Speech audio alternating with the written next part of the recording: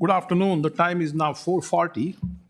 The Wayzata Public Schools Board of Education work session for Monday, March 23rd, 2026 will please come to order.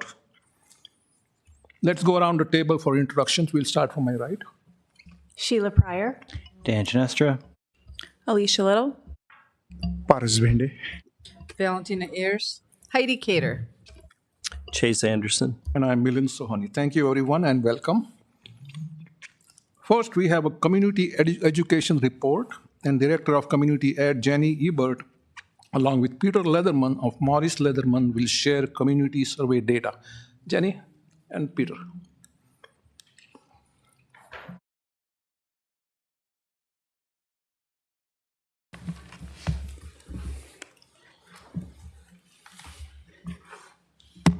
All right.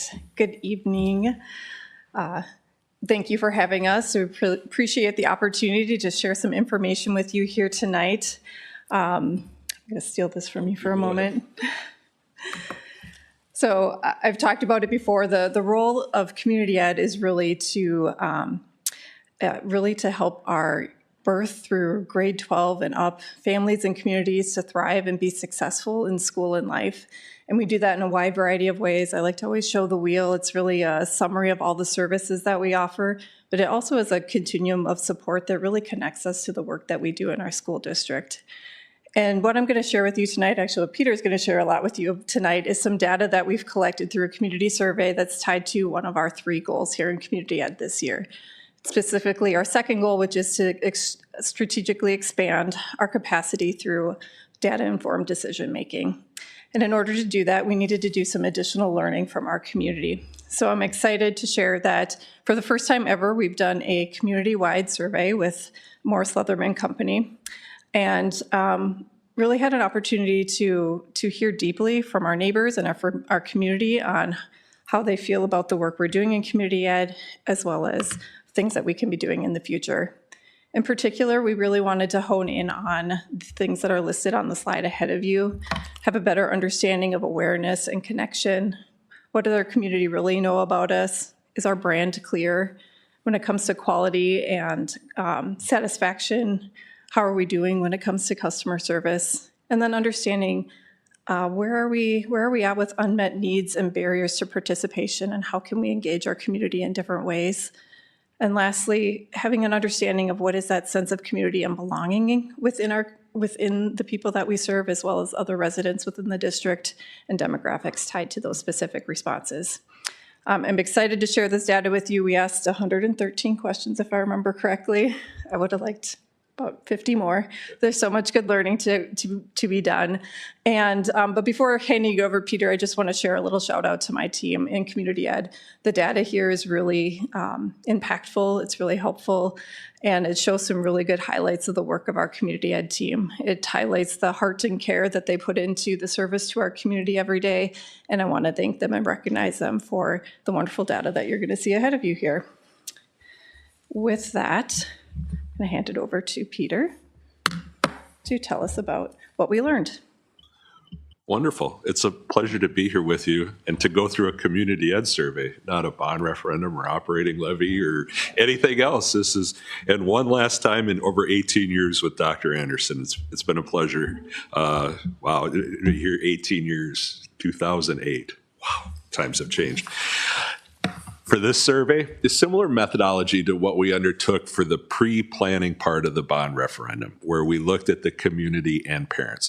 So we did a 400 sample across the district. Within that 400 sample, there's a set number of parents, and then we pull those out and call an additional group of parents and put together that sample. So we have 2 400 samples. Both 400 samples are projectable to plus or minus 5% in 95 out of 100 cases. The size of the sample determines the margin of error, not the percent of the population.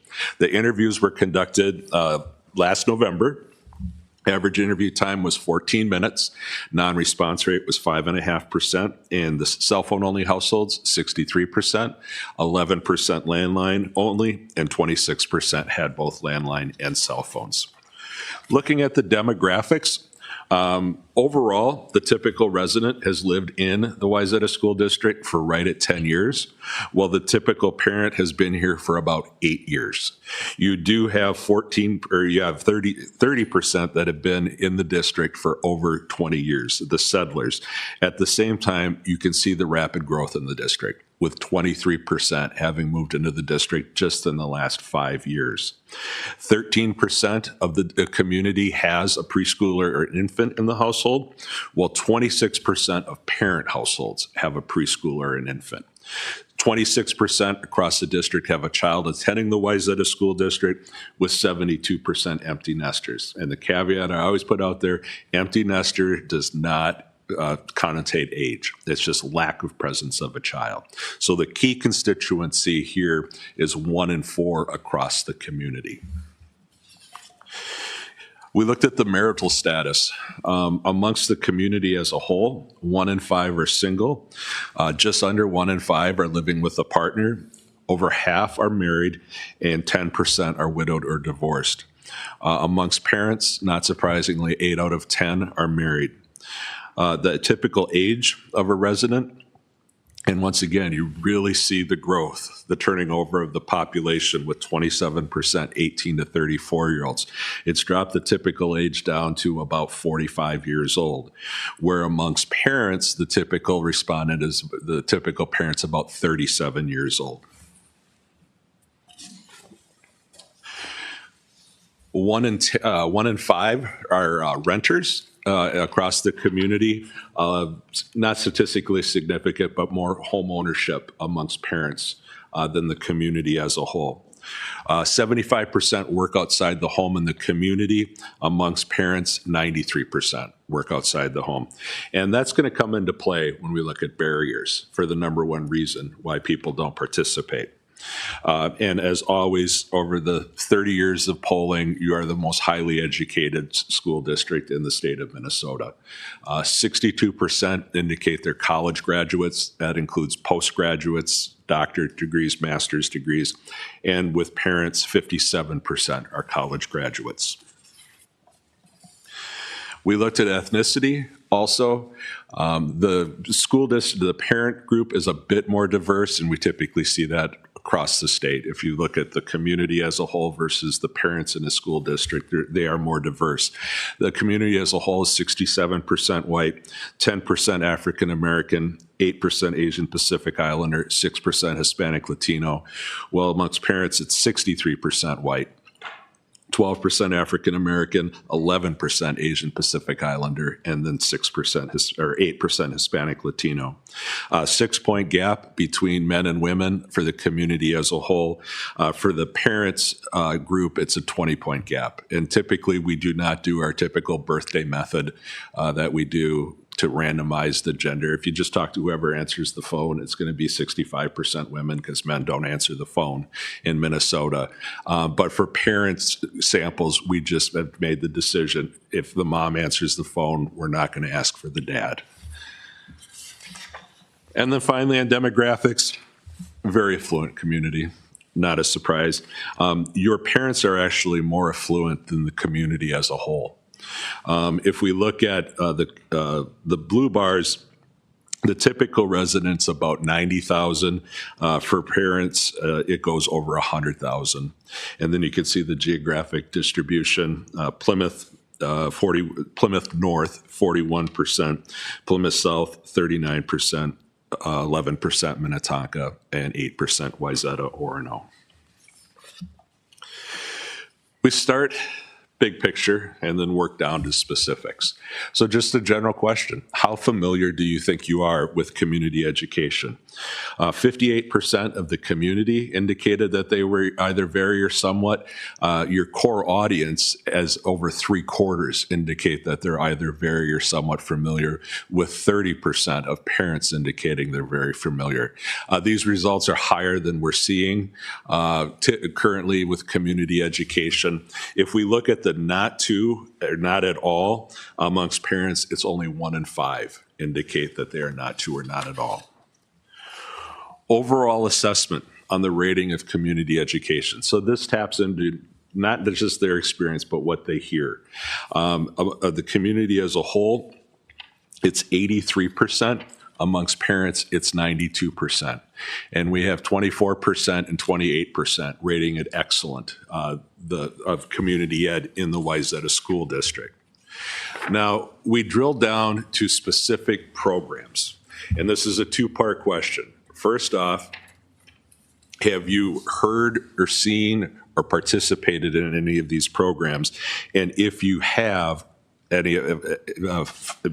any of those qualifications, how would you rate? So once again, it's not only tapping into their experience, we're going to look at specific community education users in a minute, but it's tapping into what they're hearing also. Across the board, and so that's why the bars don't add up. So on adult learning opportunities, 70% said they were aware of those offerings, 64 to 6. So if we normalize it, 90% positive, 10% negative. And then as we go down the list, you see very little red across the board. It actually normalizes out, taking out the uncertainty to less than 10% unfavorable ratings across the board, extraordinarily high. Now, amongst parents, it's even higher. There's more awareness, not surprisingly, but the highest level of negativity that we have is high school, after school, high school, and summer programs, and it's only 8%. So this one, the normalized rating approaches 95%. Now, if we turn to overall household participation, and this is a change that has been impacted with the pandemic. Historically, before the pandemic, the typical community education usership in a school district was between 30 and 35%. 2020, 21, 22, it dropped down to about 25%. And basically, a lot of it was community ed was really focused in serving children, households with children, and the community as a whole hadn't re-engaged. You're still virtual and all of those things were happening. It's starting to come up, but it's not back to where we were pre-pandemic. I've done this survey now for Anoka Hennepin, for Orono, and we're at about the 30% level. But the impact of the pandemic is the historical participation, because now only 22% indicate that they have participated more than 2 years ago. So the total reach overall of community ed right now is about 43, 44%. Just under half of the residents have participated. The impact and how this 6-year gap has impacted community ed historic participation is because you have so many new people in the district. When you have 25% that have been here for less than 5 years, a lot of the people that have moved out took with them the historical and they have not brought it in. Pre-pandemic, the historical participation was typically 55 to 60%. So as you grow this back, you're not going to see this go back up to 55 or to those levels probably for a decade until you recover that to where it was. And similarly, where did the parent participation slide go? You might miss that. Oh, all right, okay. The here I can just talk about amongst parents. All right, I'm confused. I had the slide. I was looking at it. There we go.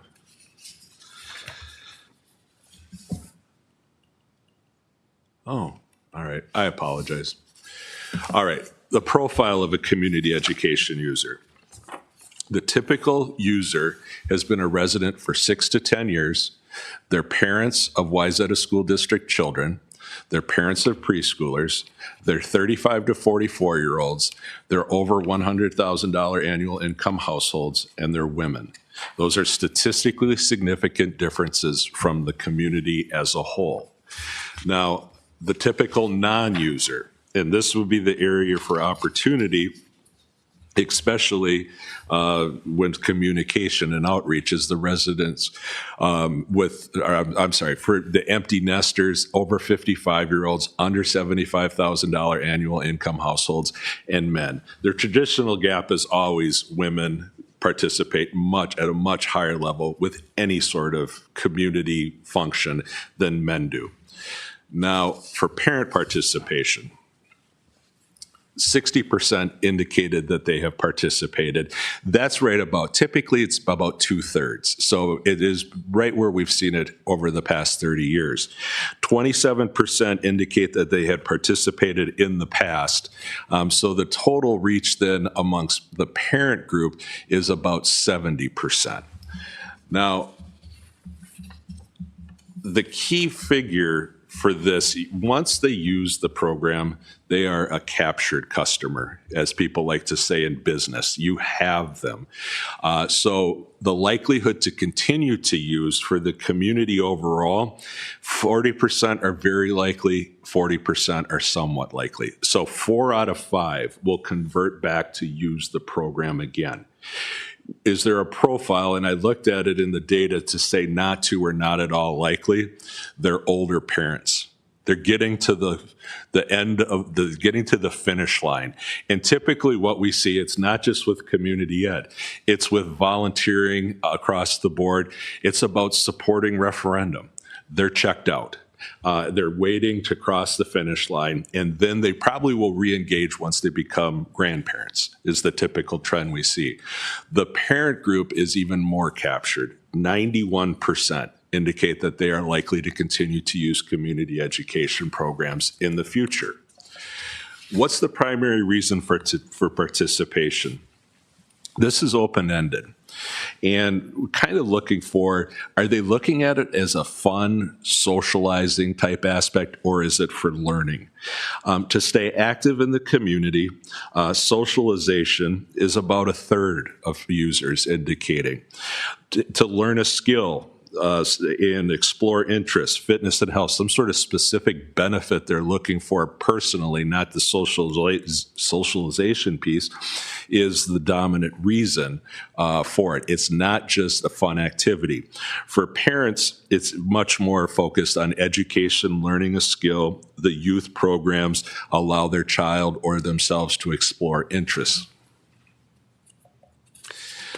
Now, the overall rating of the experience, and this was fun to tell the staff when I came, overall, 95% rate the experience positively.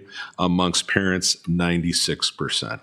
And I typically say you can't get 90% of Minnesotans to agree that it's a nice day or not currently. So it is impressive. And not only that, it's the enthusiastic rating, the excellent rating, with 4 out of 10 and then 35% of parents. We typically see this in the low 20s for community education, just because you've heard me say it, Minnesotans are difficult to get to say anything is excellent. We want to always have, some humble and things are good. That is just outstanding.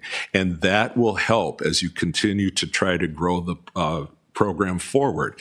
The more enthusiasm you create, it creates something people talk about it, and then it will draw people in, and they'll become interested in it. It's really, really an impressive, and it lays a strong foundation for moving forward with communication. Now, registration, I told staff this. They hear from everybody in the red when it comes to registration. If you have a problem, you're calling staff and saying there's a problem with registration. So now everybody thinks there's a problem with registration.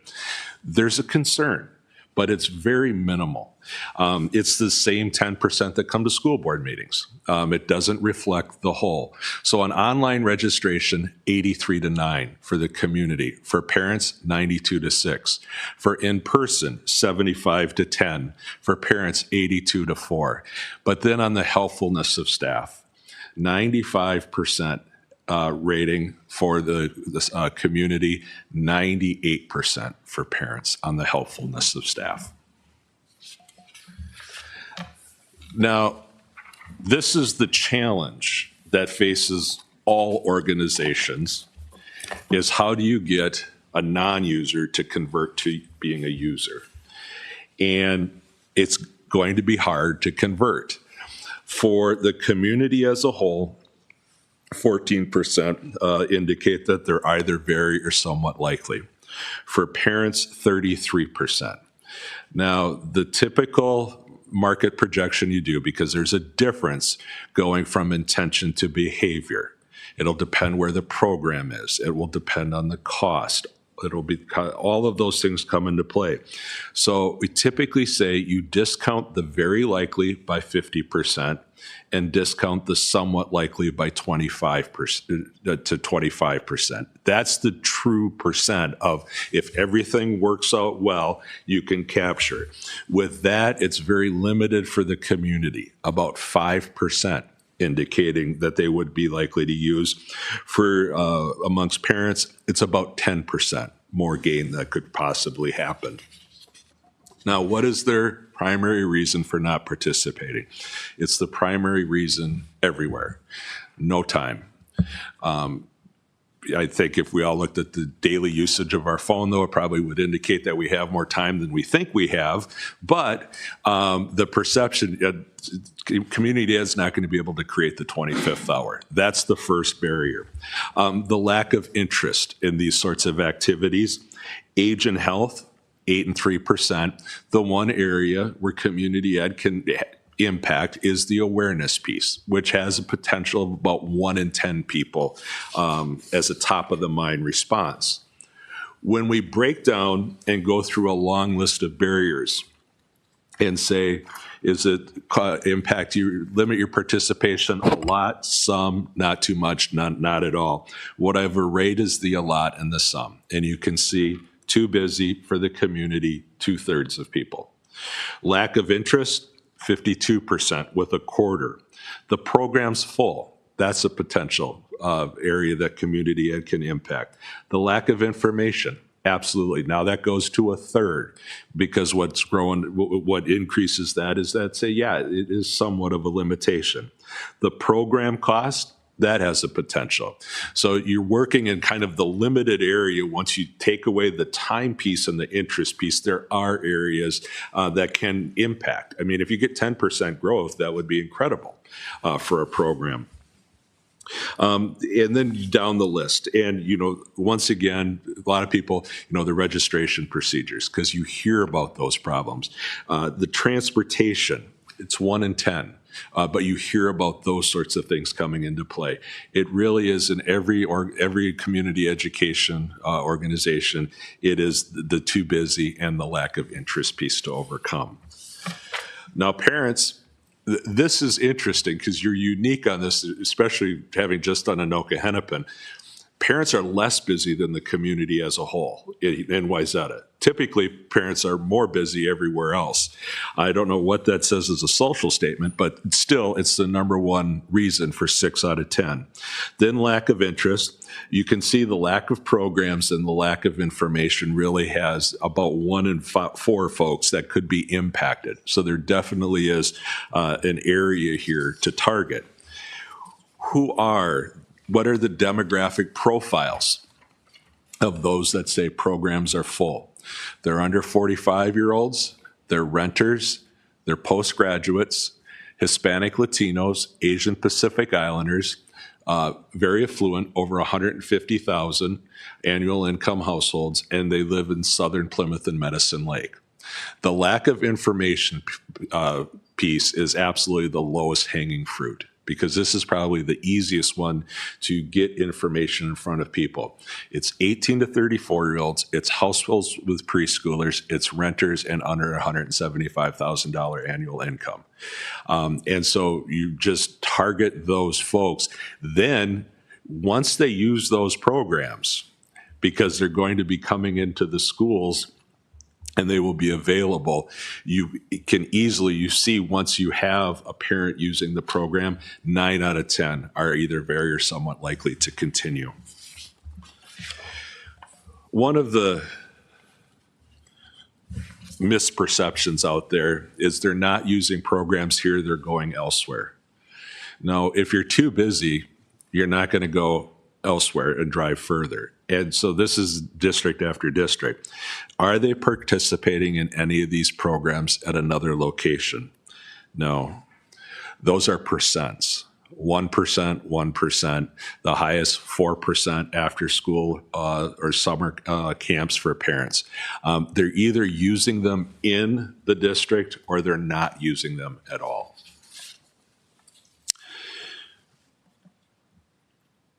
We ask folks, how important is it for the school district to offer these community education programs to the community? Very important, somewhat important, not too important, or not at all important. Now, keep in mind, just over 40% of the community has historical connection with community ed. 7 out of 10 parents do. It is across the board. Take out the facilities rentals piece, but still, you have 63% that say that's very or somewhat important. On the key programs, even with just over 40% participation, the lowest level of importance you have is 87%, indicating that it is an important, valuable thing to offer the community. And going up to ECFE, 2/3 of parents say it, or of the community say it's very important. School-age childcare, just under 2/3. It is a value to the community. Parents, even more so. The lowest level, taking out facilities rentals, which hits 61%, is 89%. 9 out of 10 across the board, with 3/4 the full day preschool saying very important, 72% ECFE, school age childcare 71%. So even if the community resident is not using it or the parent is not using it, it's almost unanimous consensus that these things are important to have available in the school district. Now, where are folks getting their information? This has changed over the years. Back in the 90s when I was doing this, the community education catalog, it was like the phone book. Everybody got it. Everybody kept it. It was 70 to 80% of people saying it's the community education catalog. It's shifted. It still leads the list for both 21 and 24%. The community, more reliant on mailings than parents, 18 to 8. The community education website, about 15%. Word of mouth, 1 in 10. Social media, 1 in 10. And parents, we see, are more reliant on email. We see that with everything across the board post-pandemic. But what's the most effective way to receive information on community education? Just group it into electronic versus print. So for the community email, the website, and social media, it's 46%. For mailings, for print, it's the mailings at 25, community ed at 17, 42%. It's basically, perfect divide. You can see parents tip more to electronic. Email's the number one at 33%, followed by the community education catalog and the community education website at 14%. So parents are more reliant on electronic, but still the preference, a large number of parents, and even in our school district surveys, we see that there are a number of parents that really do prefer print, especially now that everybody's just mass deleting emails when you come in on Monday morning and they're missing important emails. Get that in front of them. It's necessary. It's not just a one-way method in order to get information. You can see, is this a major source or minor source? The community education, the reach is 69%. The impact is 42%. Amongst parents, it goes to 79%, and just under half of parents saying that it's a major source. District communication overall. So if Amy puts something in a newsletter, that has impact, and especially amongst parents with 80%.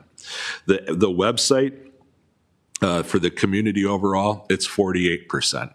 It's one of those things, you don't go to the website to get information. You go to the website to do something, register, those sorts of things. But parents do go to the website more often because they're stakeholders, so they're more reliant. Email, parents much more reliant, and social media. It is actually kind of impressive, that level. Most people don't want to tell somebody they don't know that they get a lot of information from social media. It's kind of like people don't want to say you don't vote, you don't recycle, and you don't want to tell somebody you don't know I get information from social media.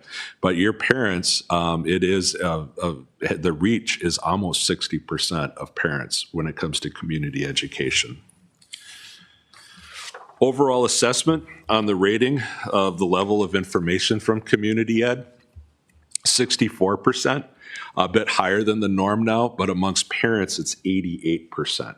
Indicate that they're either, they rate the communication either excellent or good. Amongst parents, only 12% rated unfavorably. The community as a whole, only 8% rated poor, 28% only fair. So very strong. And part of it is you do have a lot of different bandwidths for people to get information about community education. Now, that's community ed. Let's just talk about the community. Because you see this impact that community ed has on the school district and the cities that folks live in the district. What was the most important factor for moving to the community? This is open-ended. The schools, 1 in 5 off the top of their mind. Amongst parents, 4 out of 10. It's close to the job, the typical suburban response. Housing and neighborhood, close to family and friends, and safety. Those were the top 5 reasons given in both samples. This is an amazing result with all the city surveys that I do right now. And historically, this is strong. How do they rate the quality of life in the district?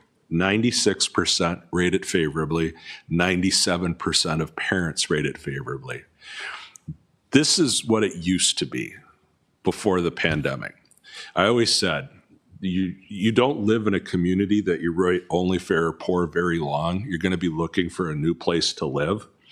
But what we've seen across the board is the quality of life in Minnesota, and when you're thinking of the city you live in, is about down to 80% right now, which is why we asked in our latest statewide survey, do you want to move? 20% said yes. And so this drop has happened, but it has not happened here. 96% is the highest for the quality of life I have post-pandemic. The other thing that's hit, just like the quality of education that I've talked about, the excellent rating on quality of life is under 10% right now for communities. So not only are they very favorable, the quality of life here, they're enthusiastic about it. You're really kind of anomaly across the state. Similarly, and probably this leads into that feeling on the quality of life, the sense of community is extraordinarily high here. I mean, we really have this balkanization across the metro area. Everybody, they think about their neighborhood, maybe the street they live on, maybe their church. They're not connected like we used to be. But 89% rate the sense of community here. Norman, that right now is in the low 70s. Across the state, amongst parents, 92%.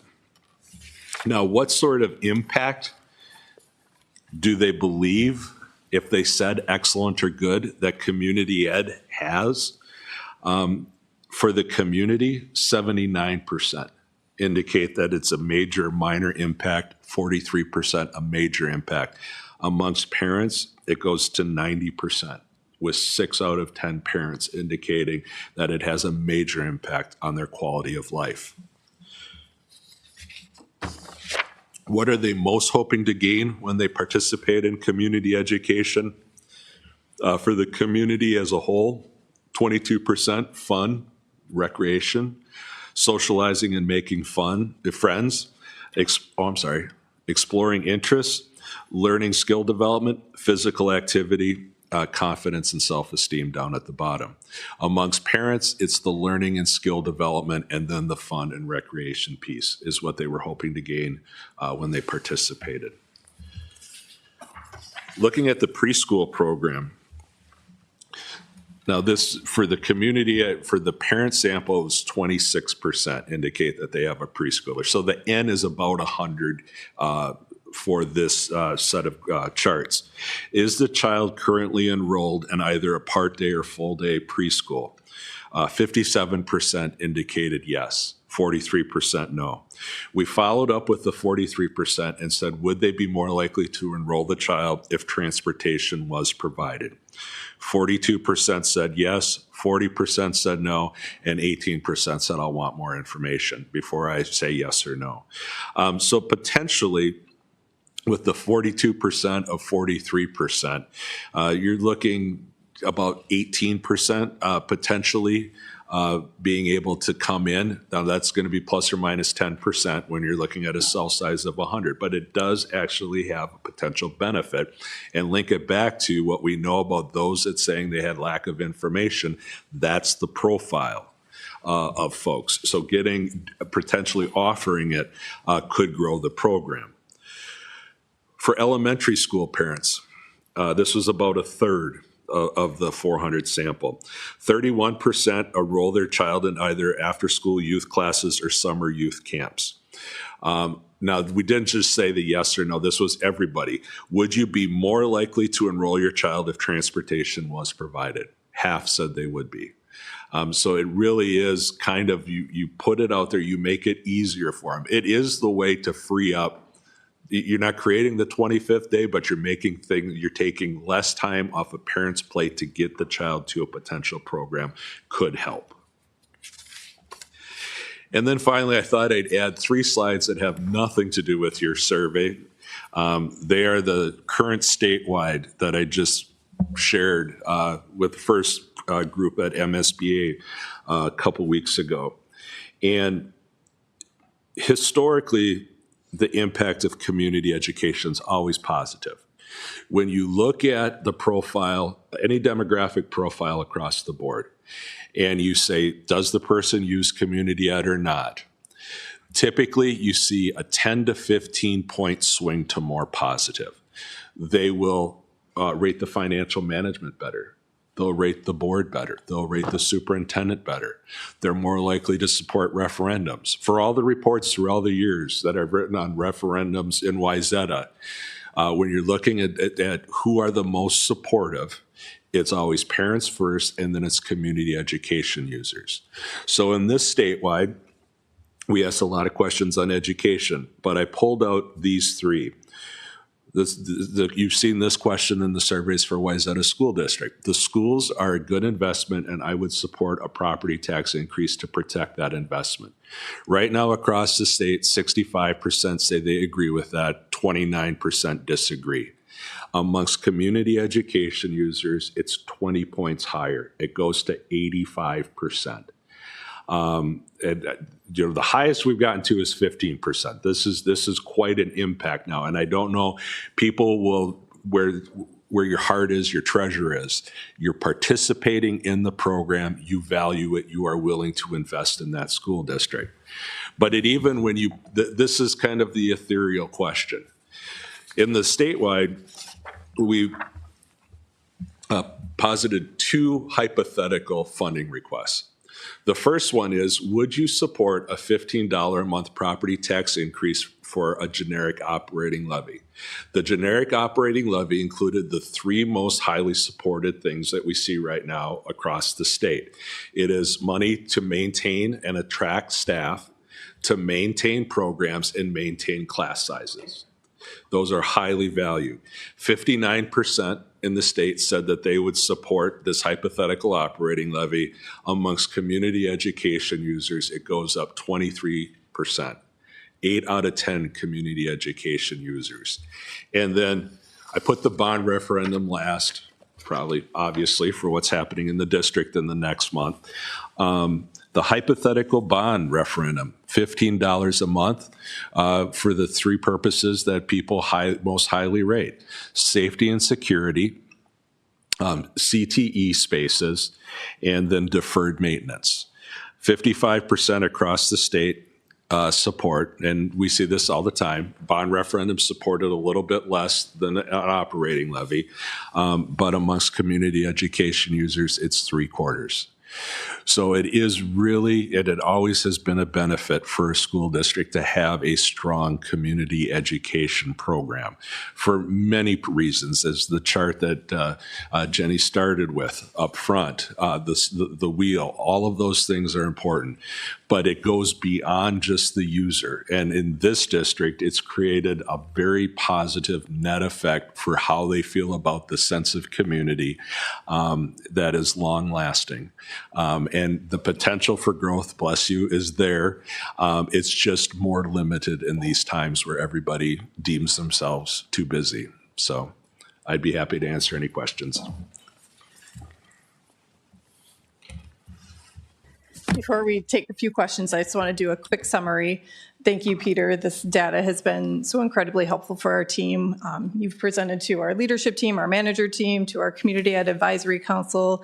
All of those groups have been digging into the data to really think about how do we use it best, how do we continue to grow and support our community in new ways. So I just wanted to share a couple of the items that we're pulling out for what's next. So Peter talked a little bit about some of the communities who we're not serving as well. So we want to look not only at the quantitative data we have, but also do some listening work to really understand how we might serve those underserved populations better. We also want to look at transportation. As Peter noted, there's some opportunities to expand what we do at preschool and at our youth classes level if transportation might be available. So we're studying what that would look like, costs, et cetera, feasibility. Looking at marketing to, again, clarify our brand, connect with those that are wanting our preferred methods, such as our catalog and our email. And then the fourth bullet down is looking at how do we do outreach in our apartment communities differently. We do some right now, but that was an area that really stood out in a number of places in the survey data for where we could connect with those new to the district and those with preschoolers, as well as those that are living in our apartment communities, again, to understand how we might better provide information and reduce barriers to participation. And the last one is really looking at those two slides that pulled out what does our community value most? And if you think back to those, they were the green bars that went horizontally, really talked about how much our community values ECFE and full-day preschool, part-day preschool, our school-age care programs that really top the list as being extremely valuable to our community. So looking at the ways that we can expand that. And as we know by the work we've done with our district facility studies over the last year and with our upcoming referendum, space is becoming harder and harder to find within our school buildings. So this is a challenge that we'll be looking at really carefully over the next years, as growing our programs will require space in additional buildings to do that. So wanting to share that on behalf of our community to help understand those additional spaces, not only during our K-12 school days, but also through our community ed programming. Lastly, I just want to thank you guys for your time here tonight and for the ability to share this information and for your support of community ed. My team and I really value the opportunity to be of service to our community and look forward to using this data to improve on that every day. So with that, we'll take some questions. Right, thank you so much for that presentation, and congratulations, Jenny, for a job well done, year in and year out. So phenomenal job with the community ed program. Questions, comments? No. Alicia? I have a combination of comments and questions. First of all, I really appreciate all this data, and then I'm also thinking of it as a lens of how I personally have engaged with community ed and those that I know. I shout out to our district liaison team. I know we've worked really hard to try to partner, and I think it's so important to continue to see. I actually was able to tune into the neurodiverse kids we had last week, and one of the questions I have, and I think that actually came up in some of the comments in that group, is how much opportunity or feedback are you getting about, and again, I know we hear about how busy everyone is, and that's like the top barrier.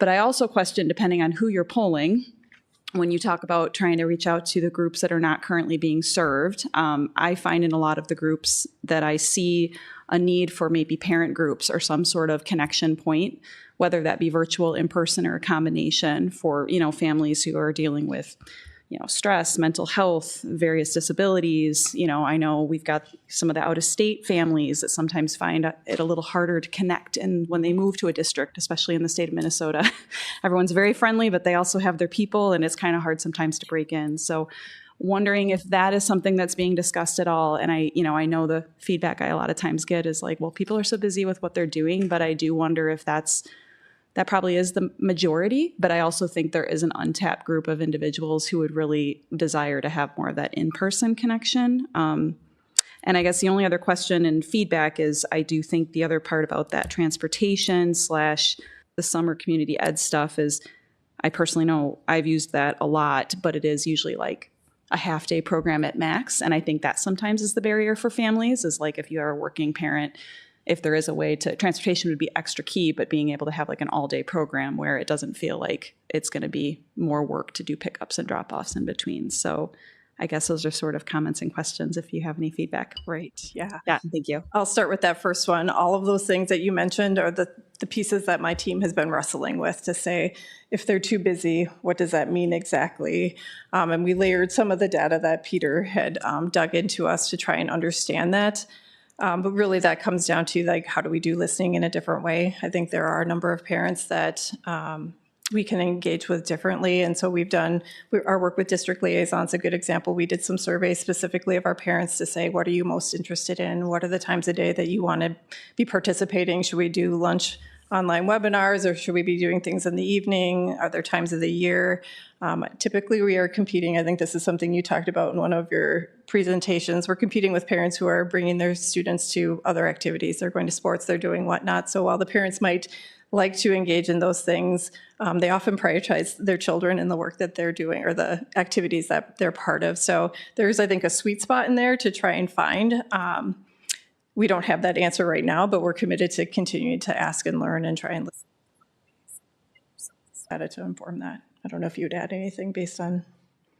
No, I think, yeah.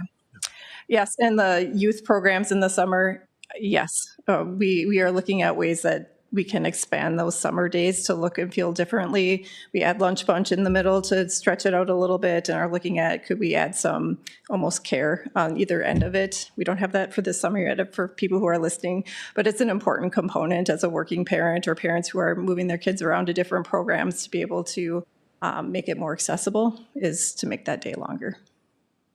Thank you. Yeah, and I just, final note is to reiterate what you said about, yes, upcoming referendum, knowing that, we definitely need more of that ECFE, that, early childhood space, which is huge. And then I also sort of think there's probably a lot of opportunities for pool use as well. So. Agreed. Thank you. I have a question. Besides space constraints, what is maybe an obstacle to expanding programs when, things fill up or providing transportation? Right now, it truly is space. If you would have asked me that 2 years ago, I would have said staffing. We're not able to hire enough staff, but we've had a really amazing partnership with a talent recruitment company, and our staffing is going really, really well. We have grown, for example, Wayzata Kids by 250 kids last year. We just accepted registrations for next year. We are topping that off with even more kids than we ever have before. And so getting enough people to work is really not the constraint anymore, and it'll really be bubbling into what are the spaces that are available after school to do those programs for early childhood, what are spaces are available during the school day. So during the pandemic, there was some decrease in our population in the elementary levels, and there were some extra open classrooms at our elementary schools, and we were able to take advantage of those and add some additional classrooms, and those are no longer available. Those are all being used for K-5 programming now. And so we have one full-day preschool classroom at each of our 9 elementaries, and that doesn't come close to meeting the needs that we're seeing in our community. So without additional space, that one's a really hard one to expand on.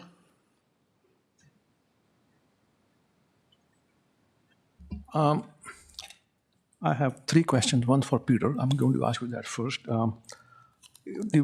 One of your first slides, I think it was slide number 6 in the whole deck of slides, in demographics 1. I'm trying to see if I can. Maybe I misunderstood what was portrayed on the demographics 1. Right here? Yes, that one. Wayzata School District children that 100 is 100%, right? That's not a raw number. It's 100% of those surveyed.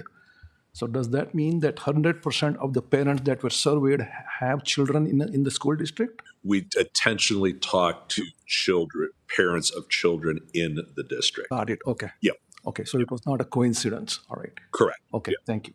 Yeah, that was that intentional second parent bubble that we talked to. Okay. Specific to having the child in Wayzata. So Correct. you pick parents that had children in the district, not just parents as a general Exactly. category. Okay. Yes. I think there was 25% of the respondents, I don't know if it was parents or overall, that said the program was not affordable. Right? 16 and 9, I think 16% was not really, and then 9% that was like, no way. So in your last slide, Jenny, I saw the desire to improve transportation for kids. That probably will not take care of the 25% affordability. Is there something else that you see that we can do to make it more affordable? Is that this one here, Peter? So it looked Yes. like 3% said that program cost was a lot of a factor for barrier participation, and then 15% said that some. So that's an area where we look at how do we support our families that might need some financial support. We have various scholarship opportunities through Community Ed. We have wonderful partnerships with Interfaith Outreach to do additional scholarships through their programming.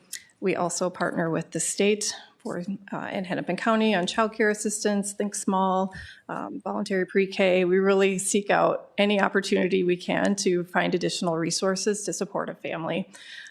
We will continue to do that. As I look at this, I think about how do we share that information maybe more clearly for our families, because we have the resources to support them. I don't want that to be the barrier, and so making sure that they know and understand, I think, is really key. That's good to know. And then the final question, maybe I have brought this up a couple of years ago. There is no doubt that we kind of compete with the Plymouth Parks and Rec, right? And I can give you an example of the cricket ground, right? We have cricket that is offered to the community, that Central Middle School, we have that thing under the dome. Last year, Plymouth introduced the Meadows Park pitch or ground. The fact that that pitch was not made up to standard is a different matter. They're going to work on it, improve it this year, they're saying. But if that happens, we now have competition. How are we handling that? Do you know, for specific programs that we compete with Plymouth Parks and Rec? I don't look at our partnership with the city. We have such an amazing community that seems to have an unmet need on every level in so many different ways. So our work together is really important to help meet all of those needs. Additionally, in Community Ed, we're actually required by state statute to not duplicate services of other organizations. So we look really carefully at what the city is offering and try our best not to duplicate that. It's a little bit unique in that the city of Plymouth serves Plymouth residents, where the Wayzata School District serves 8 different communities. So, for example, we serve as the Parks and Rec Department for the city of Wayzata. We're not doing that for the city of Plymouth. They have a wonderful Parks and Rec Department. So I really look at it as an opportunity to fill gaps and to partner and to serve our community in new and different ways versus being in competition with them. So you are confident we can survive in our own space and get our own clientele, right? We just really want to look at how do we listen and serve and fill those gaps. Good to know. Any other questions, comments? Well, Valentina. I just want to make one comment about peppermint fence at the time. One of the biggest thing, I like how Alicia pointed out, and at least some parents realize when there are some families, including me, coming from different culture and all, yes, it is very difficult to become real, at least I mean real friends, not just hello, how are you, here in Minnesota. And for me, the biggest one was I realized later, I was, oh, wow, these ladies are doing, it was active parents within the groups when we were picking up kids and all. In summertime, they organized, because we had emails, they sent us emails saying, oh, we're meeting at such and such park. Feel free to come. Free park. Kids are having social time. and you are meeting with parents with similar age, similar problems, similar things. So that was, I think, for me, the highlight of time. I'll be honest, we watched our spending very closely because we had to pay some other things at a time. So for me, I always kind of, this is costly. And I always divided by how many hours and how much it cost. The best for me was summertime. And that's how I learned, first of all, about playgrounds, parks, and again, the most, I think, an opportunity was, that parents, because you met once, you're getting comfortable, and then you also, to be honest, hearing similar problems or similar solvings, and you can realize, it's not a big deal after all, it's expected. That is, I think, that allowed to have a sense of community more than simply leaving your child for 2.5 hours and coming right away. That was I think from that years, what was the biggest sense of it. And I always tried myself to find, that didn't matter what project I had around the house, to drop everything and go there, because it's allowed to have that socialization part.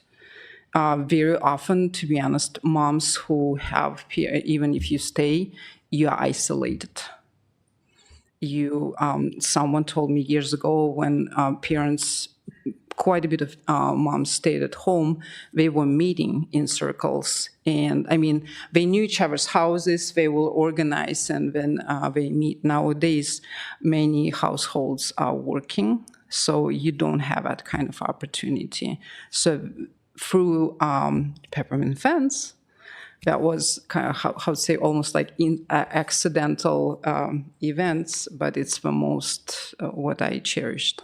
Thank you. Yeah, that's helpful feedback. We still continue to do, we call it Park Play throughout the summer. It's free for any family to participate, but it's a good reminder of that additional outreach we can do to families who are new in the community, or potentially offering Park and Play that's for all just new families. So that's an intentional time to come and connect and meet other new people. We have spent time as a team really thinking about what are the activities that target so many of those new people that are coming to our community. My team had some fun ideas around mixers and whatnot. Cribbage tournaments, you name it, lots of great ideas that have been coming up.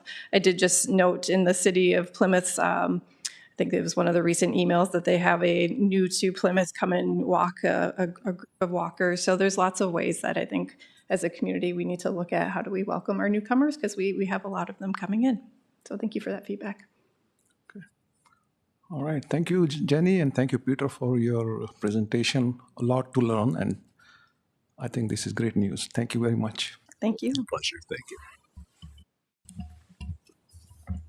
Okay, so the final item on the agenda this afternoon is a board report, and I will share a recommendation by the Superintendent Evaluation Committee regarding a firm selection for board training and development. So I'll read something first, and then what we'll do is go around the table. This is not going to be a vote. This is something that we will discuss and see if there's general consensus in agreement with the committee recommendation. So be patient, just about a minute or two before I finish. So I want to share the Superintendent Evaluation Committee's recommendation regarding facilitation of the board's self-evaluation and development work. Heidi, Valentina, and I, as chair, are the committee members. Before getting into the recommendation itself, I want to briefly note why the committee felt this is timely and important. It has been approximately 2 years since the board last engaged in a dedicated board evaluation process. During that time, the board has had significant work around governance, strategic priorities, and leadership transition. The committee felt that this is an appropriate time for the board to take part in a structured opportunity to reflect on how we are functioning as a governance team, identify strengths and areas for growth, and strengthen alignment as we move forward together. The committee reviewed 3 proposals and considered a number of factors, including the scope and structure of services offered, relevant experience in board evaluation, development, and governance facilitation, reference feedback, familiarity with Minnesota School Board governance, overall fit for the current needs of our board, and cost and value.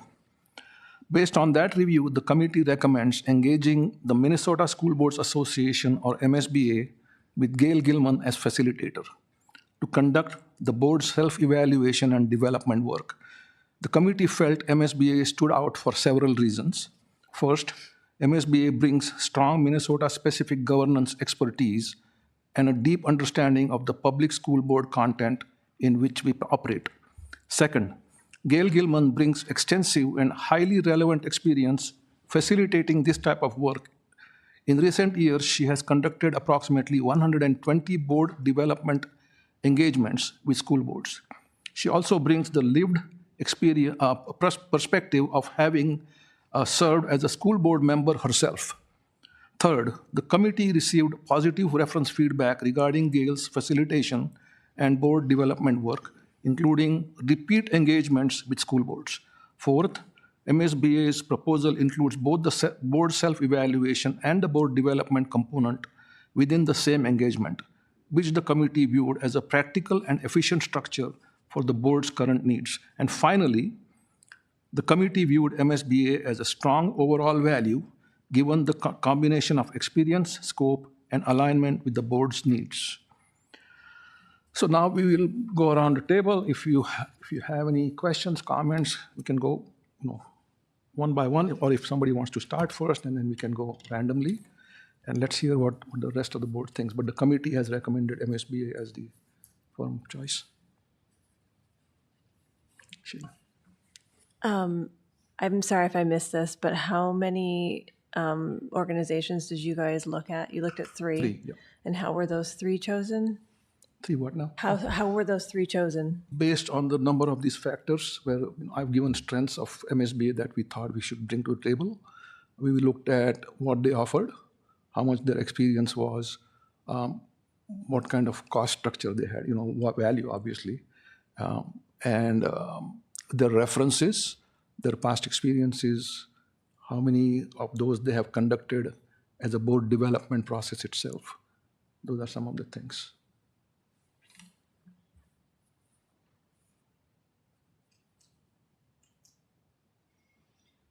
I will also say, Sheila, that I think there are a lot of different types of trainings that can be done in board development. Comes in a multitude of ways. We, as a board, because this body is so new and is coming together and learning how to gel still together, I think it's important that we start with a self-evaluation so that we can define the areas that we need to kind of hone in on. And so this self-evaluation, so there's always, when you do a self-evaluation, there's always a component of development that happens alongside with that to understand really what the purpose of a self-evaluation is. And so I'm really looking at this self-evaluation as a way for us as a body to define what those areas are that we really need to focus in on. Development is an ongoing thing, and we're going to continue to come across issues that we need to address and learn how to gel together around. And so this is not this, and it's never been a once and done, right? Like we've done several board development sessions, and the hope was back a couple years ago to get one done, but things kind of, we got busy with a superintendent search. and so at the time, when we were engaging certain individuals, it was really, we didn't take the time, I will say, to define exactly what our goals are. And so I think that first step has to happen in a self-evaluation so that we can define what our goals are as a body. And then from there, you take the next step in developing those development sessions. And to be honest, all three of the I wouldn't call them firms, but people who do the potential trainings or development are all really skilled in different ways.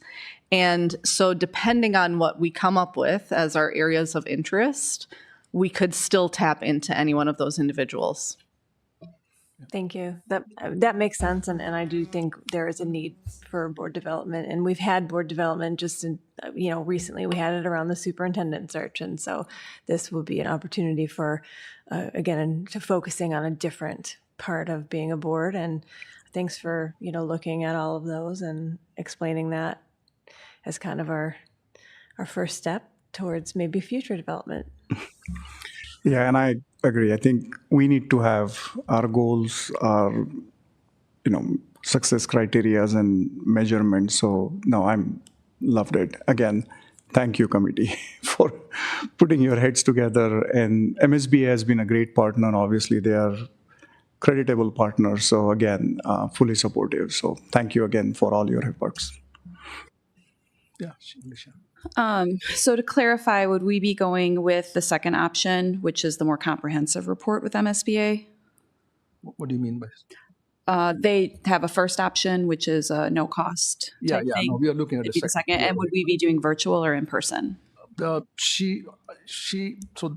initially the price was quoted as about $300 less, and then she explained that would be virtual.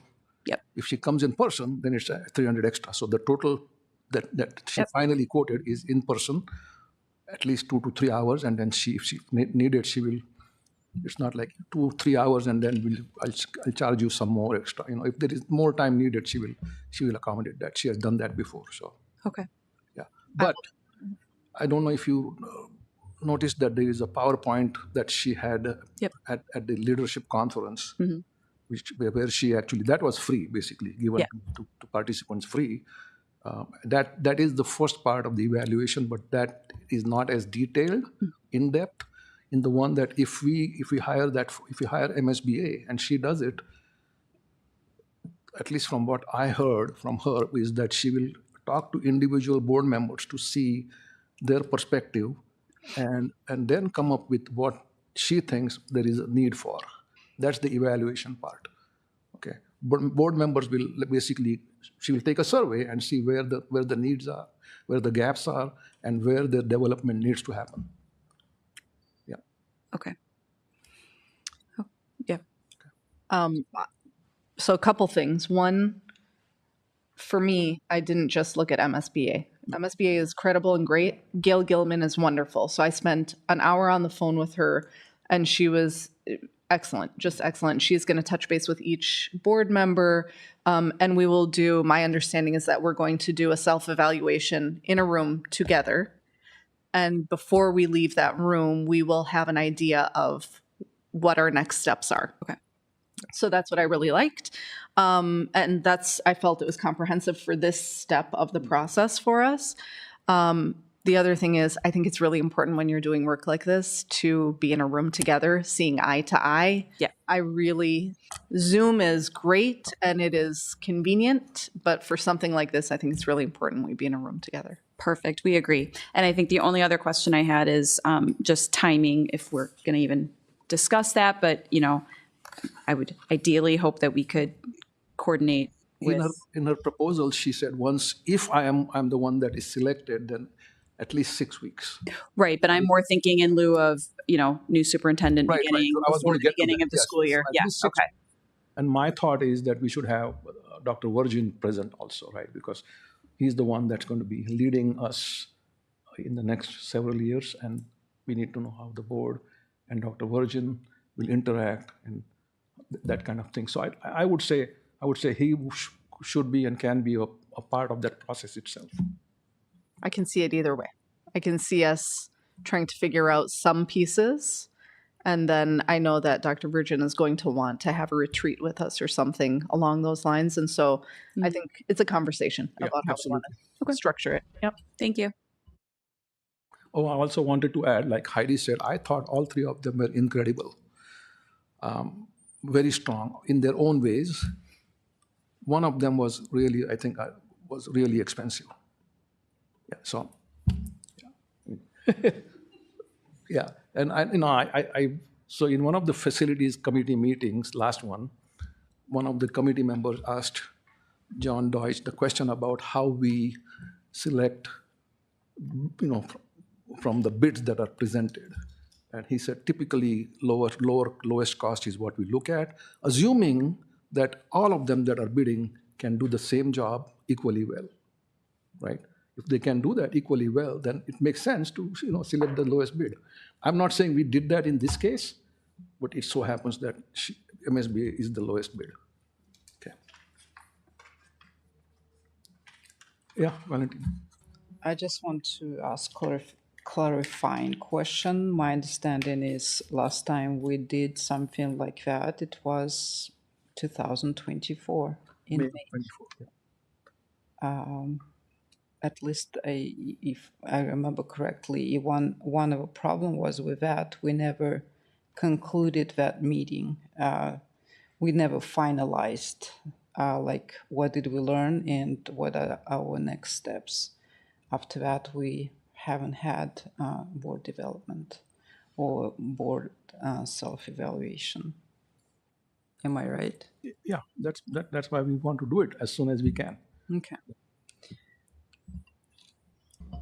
I do think after the 2024 one, we did a survey, if I'm remembering correctly. And we have a compiled document of those findings. And we did send it out to the self-evaluation board. And based on that, I did have conversations with certain individuals that I thought might be good trainers who then did not feel that they were a good fit based on some of the findings that we had in our self-evaluation. The issue with it is that has become so old that we need to redo a self-evaluation. And again, like I said, the trainings and development that we did have in that span of time were around superintendent hiring. And so it's just a matter of what was priority at the time. But I think we did have a self-evaluation, not a self-evaluation, but a survey that went out after that training that happened. Yeah, Dan. I'll just chime in and say that I agree with the recommendation and look forward to the professional development session with MSBA. Okay. Everybody good with that? Or okay. And I also appreciate that we're gonna do it in person. Yes. I typically prefer that one, and I appreciate that everyone Yep. have that opinion. Okay, so the next step would be for me, in coordination with the superintendent's office, to work with MSBA to finalize scheduling and engagement details for the workshop. I also want to thank my colleagues on the committee. Thank you, Heidi. Thank you, Valentina. I think we did a lot of work on that, for sure. And thank you for your help on this process. I think we already finished discussions, and our next regular board meeting is on Monday, April 20th, right, Amy? Not the 13th, correct? Okay, Monday, April 20th. And I'm going to read one more time, just a reminder, because April 20th is after the referendum. So I'm going to read one more time that people go out and vote. Is it too late to vote by mail or no? Okay, so you can vote early by mail. So to vote by mail, apply to have an absentee ballot mailed to you.